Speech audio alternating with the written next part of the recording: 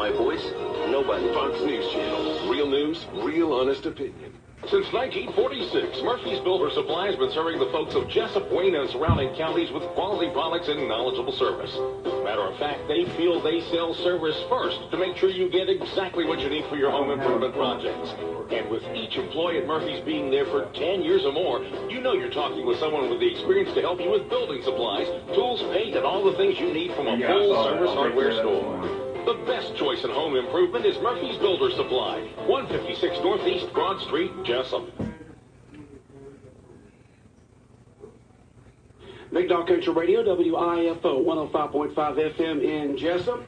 Good morning, Butch Hubbard here with you, along with Bob Morgan. It is now time for the world-famous Butch and Bob Show, brought to you by Murphy Builder Supply, and also brought to you by Mike Birch Ford. And Bob, I'm going to try to make it through this morning's show with my voice. It's not very well, but I'm going to try. You're losing your voice.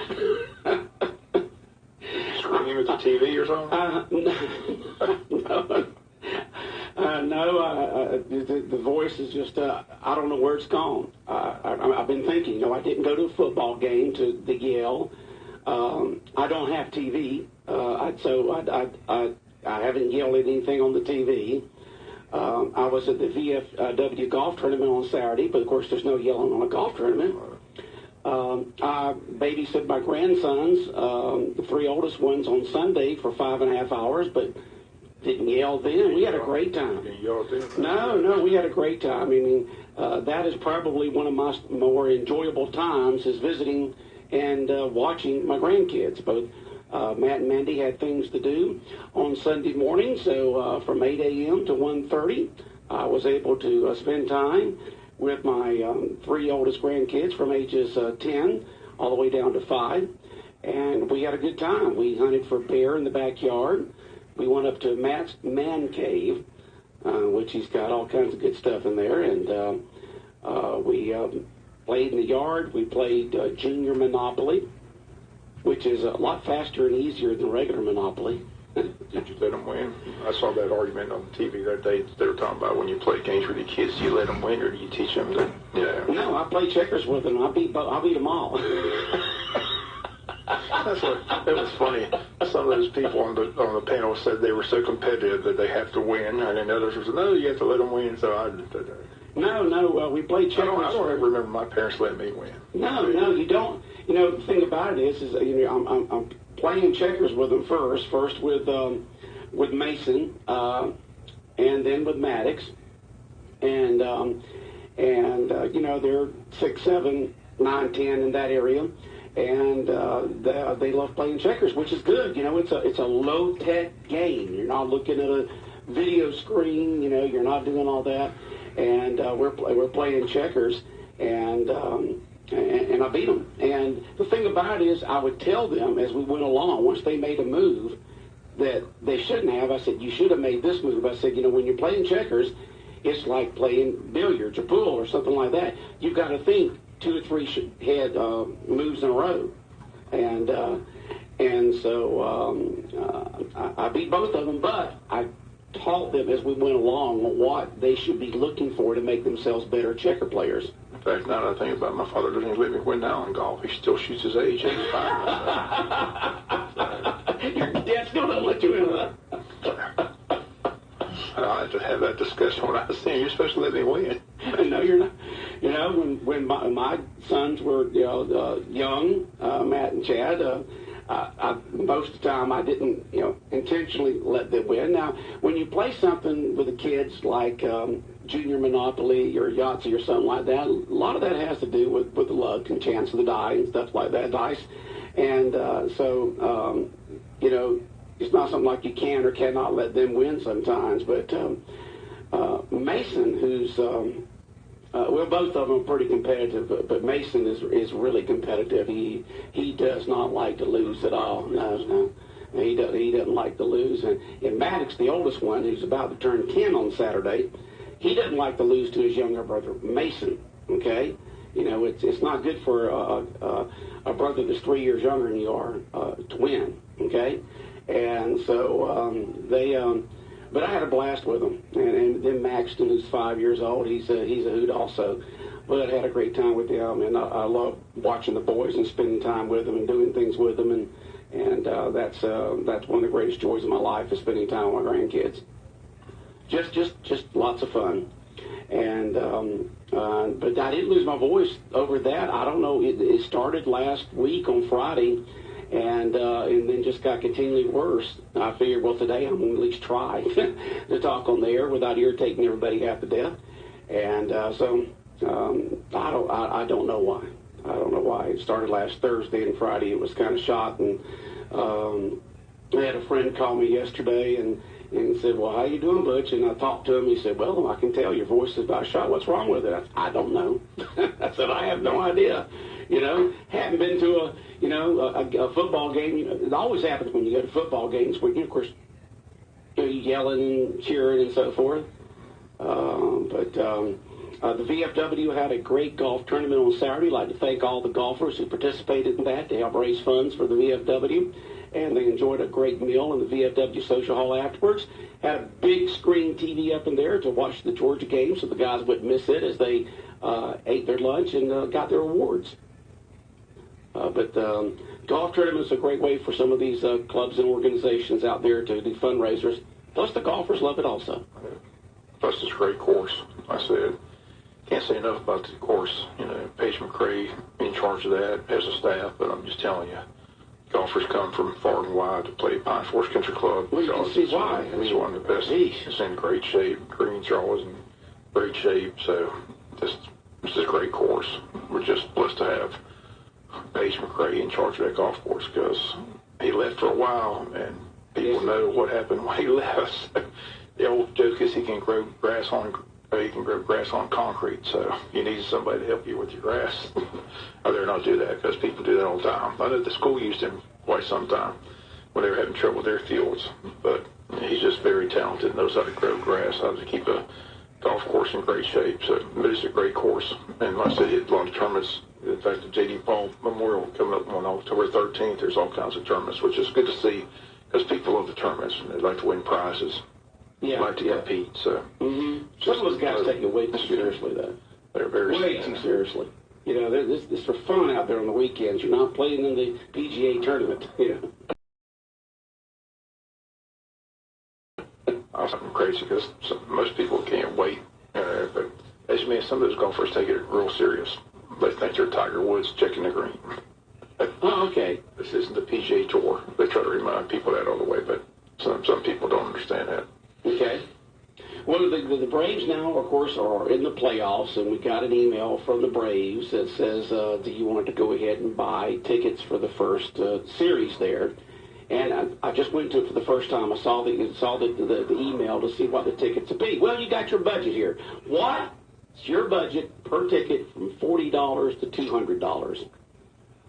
So, Bob, do we want to find out where the $200 ticket seats are? Yeah. Let's find out where the $200 seat tickets are. I don't have my credit card in there, so I don't have to worry about it. All right, seat tickets. All right, let's see tickets. The $200 seat tickets. Oh, well, I thought they would just. Okay, hold on a second here. Let me move this a little bit closer here, so I don't want to lean so far back. Let's see here. What is this one right here? $200 seat tickets. You can get 2 tickets right on the lower level there, almost to the very bottom, kind of right to the left if you're looking down the field of the Braves clubhouse. So that's pretty good seats right there, Bob. That's pretty good seats. Pretty good seats. Yes, sir. Now, the $40 seat tickets are in the 300 level. You're on up there a little ways, okay? You got $60 tickets. That's still in the 300 level.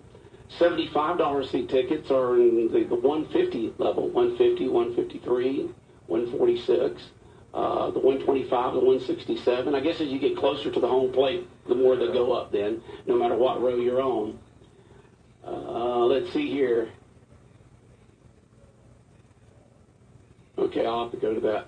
Read that in a moment. And so the tickets range from $40 all the way up to $200, Bob. So according to what your budget is, you can go watch the Braves play Who do you think will be played in the first round? You got any idea? Not sure. It all depends on who wins that wild card game, and it still hasn't determined who's in that wild card game. I said the Dodgers, Colorado, St. Louis, Milwaukee. There's several teams still vying for a playoff spot this final week. So, but I see the Dodgers come to town. So that would be nice to see the Dodgers, but don't they have a pretty good amount of talent though, don't they? They got a lot of talent. Yeah, they forked out some bucks for some talent. Everybody's got talent though to get the playoffs. I know, but every seat in that stadium is pretty. It doesn't matter where you see. It's pretty good. That's a good stadium. It's a nice little. And it's more compact than the other stadiums. It's built as a baseball stadium, whereas the rest of them, the other parks they've been in, have not been baseball. It's just good to see the Braves back in the playoffs. That's where they belong. I'm just waiting to see if they win 4 of the 6 games and Jonathan hits his win total right on the money. That's what's amazing. Before the season began, Jonathan Swift, our morning man, predicted that the Braves would be in the World Series. He said he didn't predict they would. He just predicted how many wins they would have. And I think he said 96 is the total. 92. 92. I'm sorry, 92. If they win 4 of the 6 games left, they'll be right on 92. So, okay, that's the way forward. And of course, they're trying to get home field advantage. I'm just real disappointed he didn't fly to Vegas, take a $100 bill. You don't have to fly anymore, Bob. You got this thing called the internet. Well, he could have tell you that. The internet is your friend. Yes, sir. Online gambling is big, He could have put a Benjamin on the Braves win the division at 1,000 to 1 odds, and we'd all be rich. That's right. Why didn't he do that? I don't know. Who would have thought the Braves would have won the East this year? No one gave them a chance. I just wonder what the odds. I told John I would love to know before the season began what the odds were, which I'm sure I can go back and look. But well, I'm sure and I'm telling you, no one. I told him, I said he should be commended. No one picked the Braves to win the National League East. Everybody was talking about another rebuilding year, and what kind of talent do they have? But they win this. They got all this young talent, and they're all. We said. First couple of weeks watching them play, and this is a fun team to watch. They seem like they enjoy being around one another. They seem like they got good camaraderie, and it's just been that way all season long. They've got a lot of young talent. Hopefully, all season they get some better pitching and some bullpen pitching, because that's the fear. It's always been their Achilles heel. That's the fear going. Always has been their Achilles heel, that bullpen. That's the fear going into the playoffs. Who's coming out of that pen and whether or not they can get out. So, but it's good to see the Braves back in the playoffs. A lot of excitement in Atlanta. Sad the Falcons didn't win that game Sunday. That was a heck of a ball game. Did you watch any of that Falcons-Saints game? Overtime, Saints, Drew Brees was a little bit too tough. But they lost a tough overtime game in Atlanta. But it was a shootout. It's a lot more exciting than the Jaguar game Sunday. My gosh, everybody was in the press box was falling asleep. 9-6 field goals. One guy walked by in there, he said, they've ruined football. So who won the game? The Tennessee Titans. 9-6. Yeah. Marcus Mariota. See, they messed up. They had Blaine Gabbert playing for the Tennessee Titans, who's just, by gosh, awful. But they knocked him out of the game. Should have done that, huh? And Marcus Mariota, who wasn't scheduled to play at all because he has no. The story was he has no feelings in his fingertips. You know how you get your funny bone. Oh yeah, everything that's not dead. Well, that's what he's suffering from. So he couldn't throw it from me to you. He couldn't throw it 5 yards, but he could run. And for some reason, laughing over the air. For some reason, the Jaguars couldn't figure that out. I mean, I didn't understand how could they not stop. They know he can't throw the ball 5 yards, stack the line, But no, they sat there and played typical defense. And Marcus Mariota would take the ball and run 10, 15 yards, and first down after first down after first down, and they kicked. Is that reminiscent of the Georgia-Alabama game last year? I don't want that bad. Don't forget that. Run. That was a dart by Tua. Yeah. Well, I told some, Georgia game was on first Saturday against Missouri at 12 noon, and then came out the Alabama-Texas A&M game. Right. So we watched those back-to-back. I was with some Georgia fans. I said, Georgia's got talent, but Alabama's got loads of talent. Yeah, I don't know if we can play with that. I don't know if anybody can play with Alabama. I was listening to Chuck Oliver the other day. He is on our AM station, which is Fox Sports Radio, all sports talk all the time. And he's on from 5 to 7 p.m., and all he does is talk college football all year long from 5 to 7 o'clock. Matter of fact, the other day, our computer didn't switch over from Rich Eisen to Chuck Oliver, and we had somebody call in saying, where's Chuck Oliver? I don't like Rich, but I love Chuck Oliver, And so just like I do, I like listening to Chuck Oliver. And because he's out of Atlanta, but he talks national football. But there's an emphasis on the South. But he was talking about that Georgia's getting to the point, like Alabama, where you're stacking talent. Right. You know, as a freshman coming in, more than likely you're not going to play, okay? Because they're stacking talent. And of course, Alabama's been doing this for years. And he was talking about that this year's Alabama team, there's not a weakness there, and they've got people behind them that's as good or whatever. But he says Georgia's getting to that point where they're just stacking that talent. If one guy graduates or goes out for some reason, they can put another guy in there that's just about as good. They're getting there, but they're not where Alabama's at. No, he's only been there 3 years. That Kirby's only been there 3 years. I was watching this game, and they threw a pass to this tight end, and he ran over about 5 people. And I said, "That's the third string tight end." I was like, "He's third string." Well, what was it, about 5 years ago they were saying that if Alabama played Jacksonville Jaguars, they'd probably win? Not now, they wouldn't. That defense was stuck in, it's a whole different level when you get to the pros than it is in college. But someone just texted him. I think Nick Saban would smile a little bit with all the talent he's got. He's always mad, and looks like he's mad at the world, upset. But well, that's how he's been a successful coach. You always act like that you're just a little bit not as good as your competition, so you're trying harder than they are. Whenever you get to the point where you think, well, I'm just a lot better than you are, then you back off. I'm talking about after the game when you beat a team by 40, you leave them out. They should be happy. He's not even well, we see the successes, the coaches see the failures. Yes. You can tell that to any coach. Yeah. We had someone text in, Ed text in and said, give Randy Franks credit for doing the schools in their lawns. And they keeps up the grass for the schools. Randy Franks does. And so big salute to Randy Franks for helping the school system keep their grass growing good. And then somebody wants to know, Bob, they want to know your thoughts. This could be dangerous now, Bob. It could be dangerous. Bob, what are your thoughts on last week's Georgia game? I thought we played kind of sloppy. I figure we would be more of a run and gun, a high-octane offense and defense. I thought Georgia did well. I mean, they're putting up 40 points a game every game. The problem with Georgia right now, and it's not a problem, it's just Lorenzo, if you could look at last year's defensive team, 5 of those guys are playing in the NFL, and most of them are starting. So, it's hard for you to play. That's pretty good, The Lorenzo Carters and the Roquan Smiths don't come along every single day, but so that's where the weakness is. If Georgia has weakness, they're trying to find that top 7 that can step up and play as dominant as they did last year. I mean, that's why they're rotating so many players in.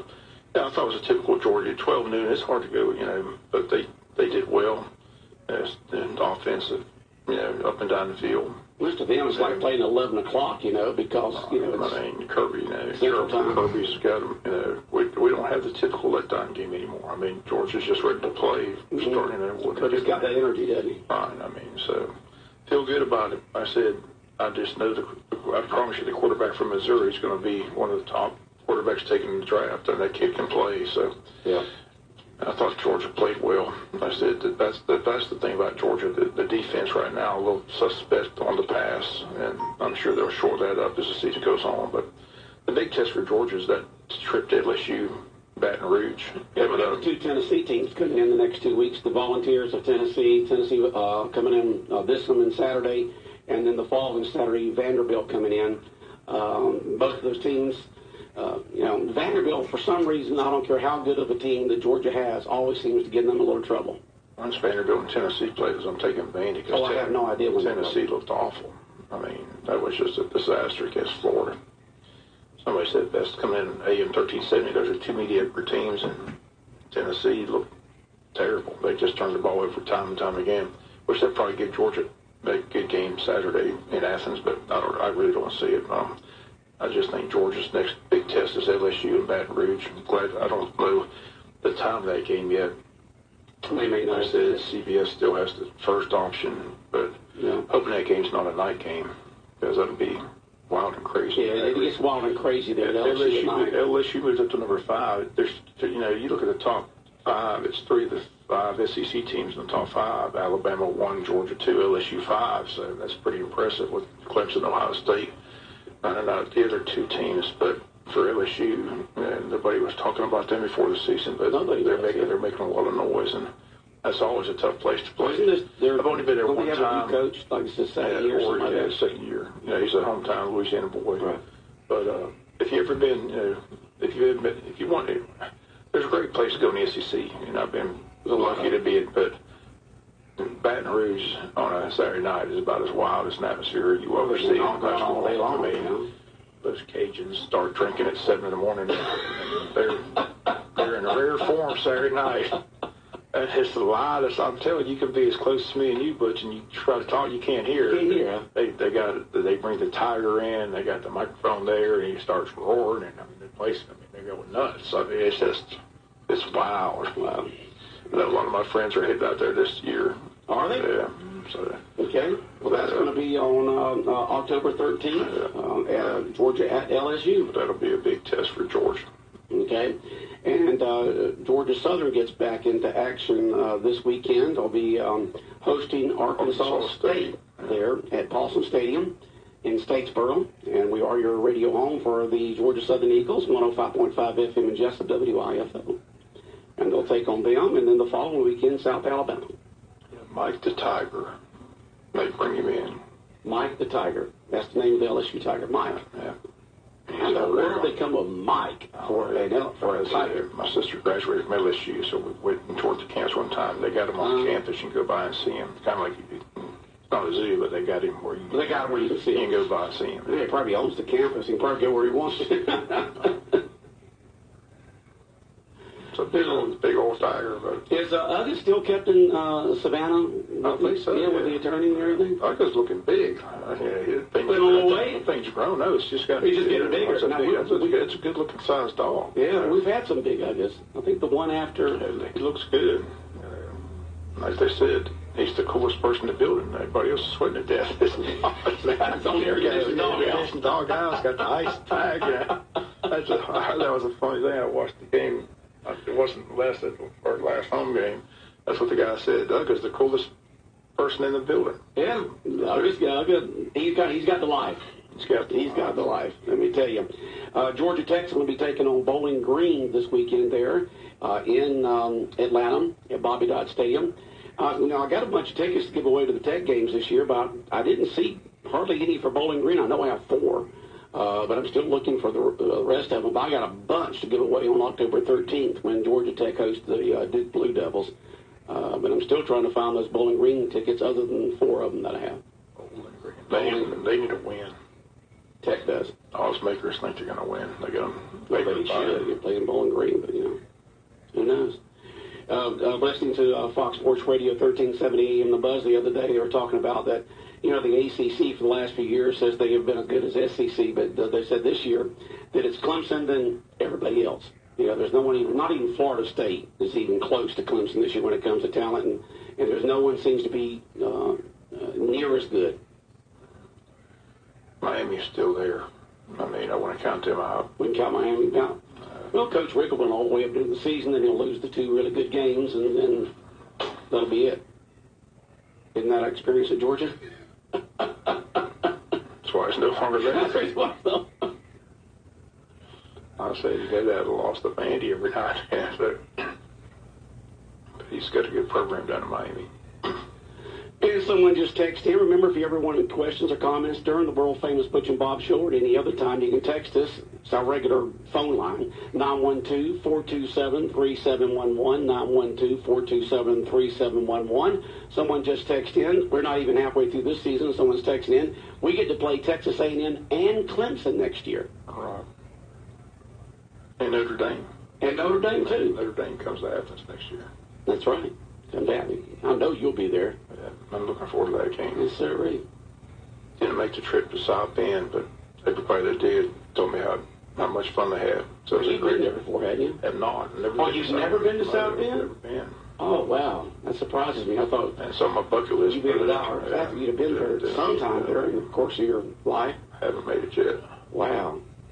Well, this has been the perfect year to go, but, you got responsibilities and duties. That's right. Just wasn't able to swing it. Yeah. It's a long way up there. It's hard. Yeah, it's a long way up there.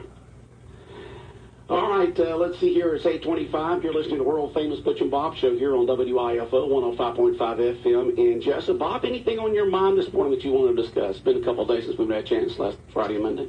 Like I said, just trying to get the dates for the early voting, which will get underway shortly. This election is Tuesday, November 6th. So just a lot of interesting referendums on the ballot besides the candidates. Like I said, the Sunday alcohol sales. Don't hear a lot of talk about it, but that's a big issue in the city of Jesup. It's two different issues, two different questions. One is yes or no on Sunday alcohol sales in restaurants such as Alex and Angel's Fine Dining and other restaurants. And then also the Sunday alcohol sales in grocery stores and convenience stores. Again, you can vote yes on both, no on both, yes or no on one or the other. So it's going to be interesting to see how that all turns out on Tuesday, November 6th. And of course, countywide is the East Blocks to vote for education.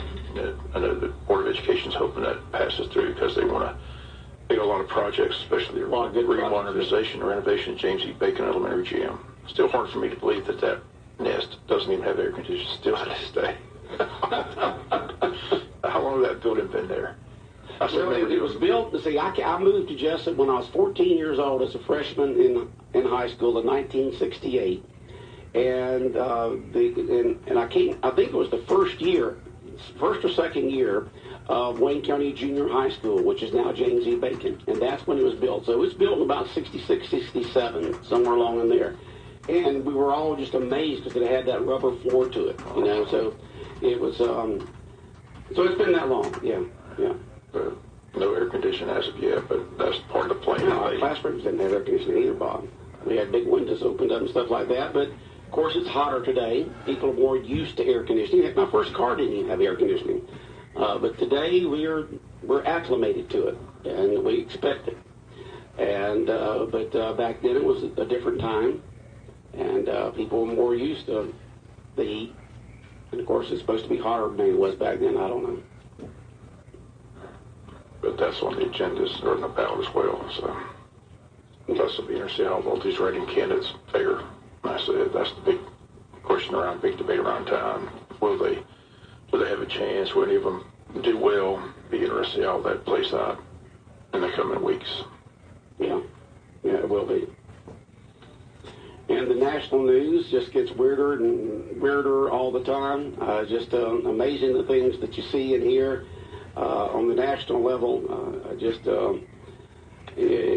It's like we're a country divided, and one group just is there on one side and one group is on the other side, and it's just a shame a lot of things can't get worked out. It's just partisan politics on both sides, and both sides are guilty. I mean, just like this Capitol hearing, just let the hearing take place. All these people on saying this and that, they don't know. Why don't they just wait till they have the hearing?